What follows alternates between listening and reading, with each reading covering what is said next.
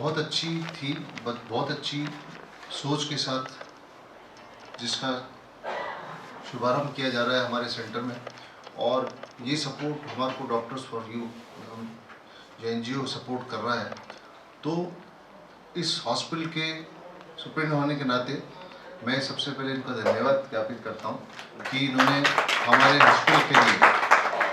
जैसा कि मेरे को भी ज्ञात हुआ कि ये 13th सेंटर है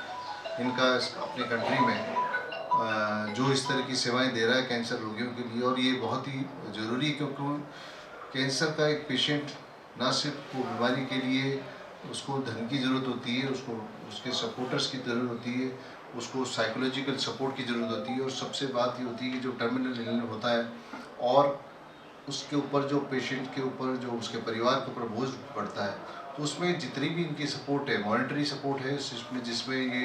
मेडिसिन से लेकर उसके ट्रीटमेंट से लेकर उसके डायग्नोसिस से लेकर उसके ट्रांसपोर्टेशन से लेकर सब वो सपोर्ट करते हैं। और उसके साथ साथ मैन पावर सपोर्ट जो बहुत ज़रूरत होती है उसको यहाँ पे, क्योंकि उसका treatment till the end of his और हर लाइफ ये जो चलता है उसको उसके लिए जो सपोर्ट है वो बहुत ही ज़रूरत है।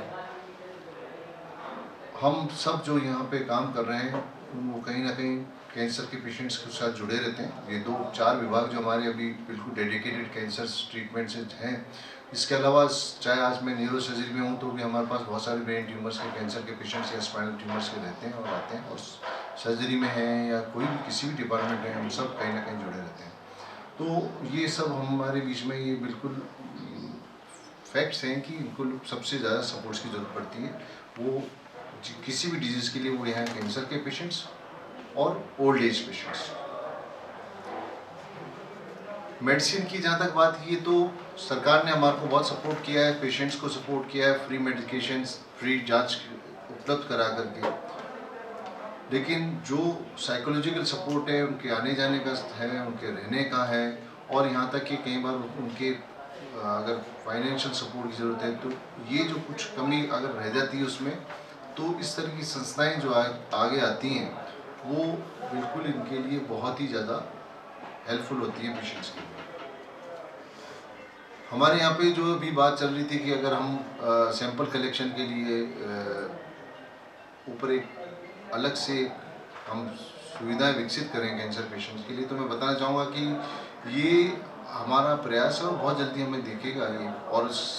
कि हम ना सिर्फ कैंसर के लिए बल्कि हर OPD के अंदर उनके जांच के लिए सैंपल कलेक्शन सेंटर हम बनाने जा रहे हैं। साथ साथ ही